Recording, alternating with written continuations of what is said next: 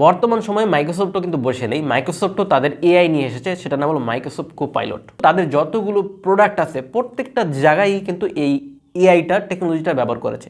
যেরকম আপনি যদি মাইক্রোসফট ওয়ার্ডে কোনো কিছু লিখতে চান, এই কোপাইলট দিয়ে আপনি কোনো কিছু লিখাতে পারবেন, এডিট করতে পারবেন, জেনারেট করতে পারবেন, অ্যানালাইসিস করতে পারবেন।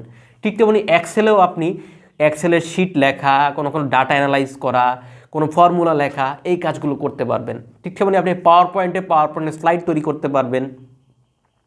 ডক ফাইলে গিয়ে আপনি কোনো কিছু ডক এআই জেনারেটেড এই কোপাইলট ব্যবহার করে আপনি কমান্ডের মাধ্যমে কোনো কিছু তো লিখতে পারবেন, এডিট করতে পারবেন, ইমেজ জেনারেট করতে পারবেন।